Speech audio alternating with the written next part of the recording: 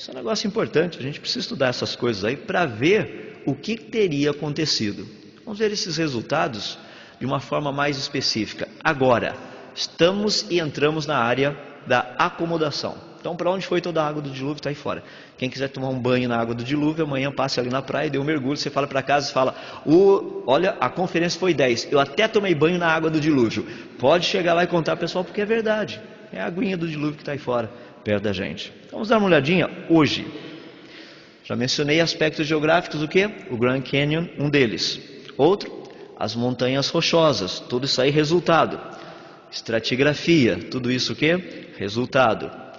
A crista oceânica, resultado.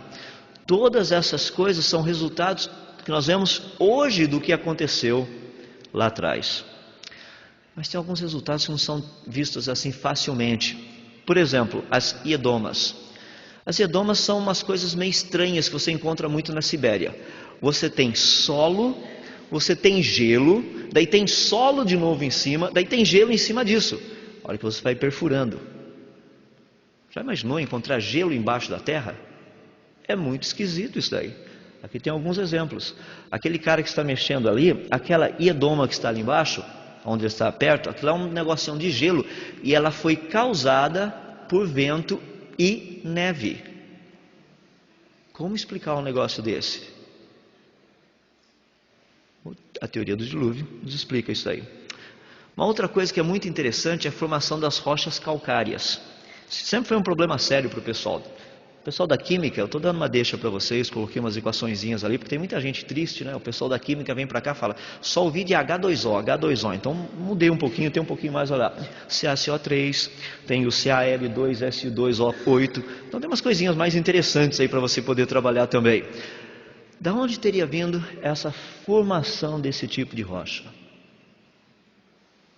Uma água lá de baixo teria trazido esse material até a superfície. Teria produzido tudo aquilo que a gente conhece hoje aqui. O que é fascinante. Deixa-me dar uma ideia, que muitas pessoas têm dificuldade de entender o processo de fossilização. Como é que funcionam os fósseis? Ali você tem um peixinho. Você fala, peixe, estou vendo uma rocha. Tá bom, deixa eu melhorar um pouquinho. Então agora você consegue ver o peixe. Como que funcionaria? Primeiro, para você soterrar um peixe, o soterramento tem que ser rápido. Obviamente, para soterrar um peixe, ele tem que ser soterrado. Desculpe-me pela cacofonia aí. O problema que nós temos é, para você fossilizar um peixe, você teria que soterrá-lo rapidamente. Ele tem que ficar preso. O que iria acontecer com ele? Ele iria morrer por asfixia, porque peixe não respira na lama. Morte por asfixia. Aí teria um outro processo, que é um processo de mineralização, produzido pelo cálcio, pela sílica. O que é interessante é que um peixe, quando morre, ele libera amônia. A amônia causa a precipitação do cálcio.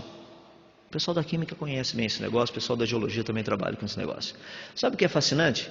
Quanto tempo demoraria para se formar um fóssil de um peixe? De 24 a 36 horas. Só. As pessoas acham que fósseis demoraram milhões de anos para ser formados. Se demorar muito tempo, o animal se decompõe, a planta se decompõe, não tem nada para virar um fóssil. Tem que ser rápido, para poder guardar a forma e a estrutura. Esse é o processo de fossilização. Daí você pergunta, mas como seria possível ter tantos fósseis no planeta como nós vemos hoje?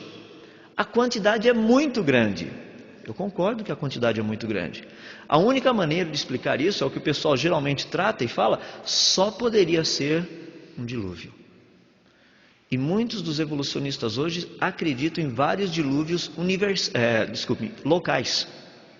Não num só local, tá? Em vários locais não ao mesmo tempo, em vários locais, não ao mesmo tempo. Só para você ter uma ideia, veja que coisa interessante, eu uso muito isso daí como ilustração quando eu dou as palestras sobre fósseis. Aqui você tem o fóssil de algumas árvores. A primeira ali do lado, vocês estão percebendo, encontrado na Alemanha. Esse fóssil de árvore atravessa o equivalente a 7 milhões de anos geológicos. Já imaginou uma árvore ficando inteira ali 7 milhões de anos, sendo soterrada gradativamente e não ter morrido?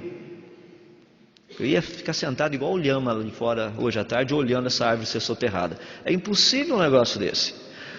No do meio aqui, deixa eu deixar bem claro, aquele negócio de amarelo e azul não é o fóssil é o pretinho ali do lado, só para esclarecimentos.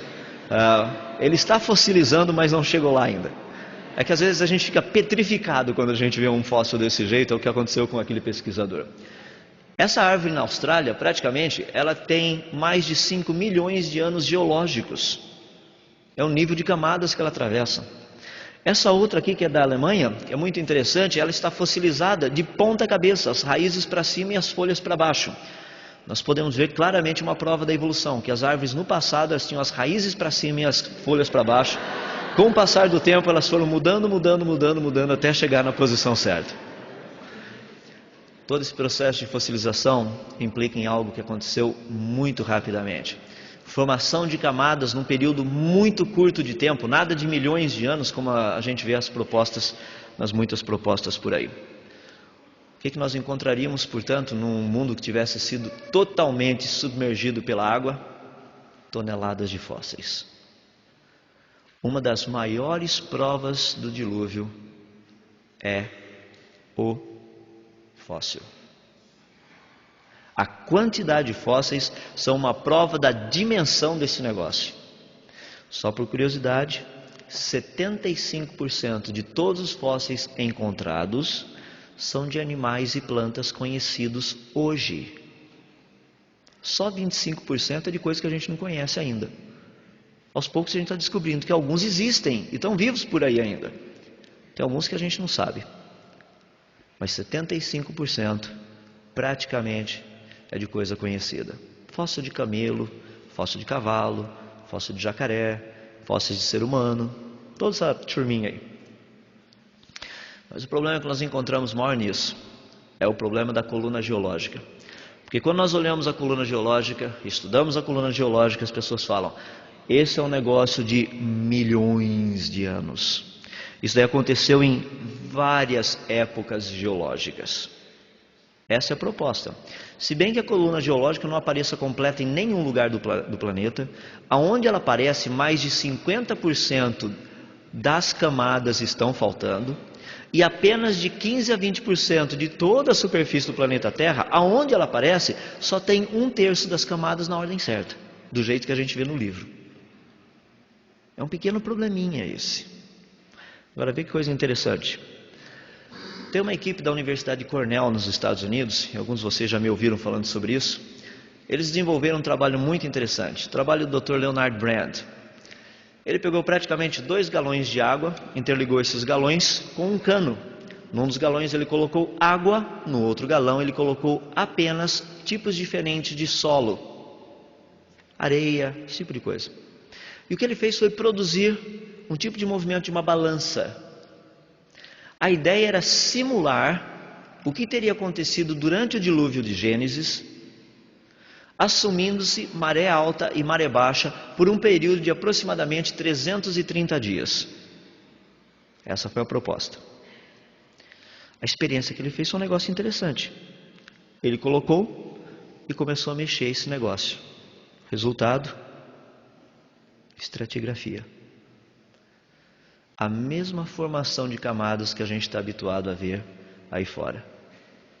Ele deu um passo além disso. Ele pegou grupos diferentes de animais mortos, como vocês estão vendo, mamíferos, anfíbios, aves e répteis, todo esse negócio, animais de tamanhos diferentes, pesos diferentes, todo esse negócio misturado num tanque muito grande com água e lama, produziu um processo de compressão, descompressão. Compressão, descompressão. Olha a ordem deles. No fundo do tanque ficaram os anfíbios. Um pouquinho mais em cima os répteis. Na parte superior, mamíferos e aves. Ele descobriu que o posicionamento de animais dentro dessa montoeirada de lama e lodo era referente à densidade do animal e não ao peso do animal. Agora, o que é fascinante é que a gente já viu isso em alguns outros lugares por aí, né? Por exemplo, a coluna geológica. A mesma ordem, o mesmo jeitão. O que é fascinante, olha o que o dilúvio nos dá. cientificamente falando. Segundo a evolução, a cronologia mostrada pela coluna geológica equivale a cerca de 600 milhões de anos e contam a história de como vida evoluiu no planeta Terra. Isso não é possível reproduzir em laboratório. Do outro lado, vocês têm a proposta dos criacionistas quanto ao dilúvio. O que é interessante, a mesma coluna, ela é classificatória. Quanto tempo para que tivesse surgido toda a coluna geológica com todos os fósseis no lugar certinho como nós encontramos hoje? 1 ano. E isso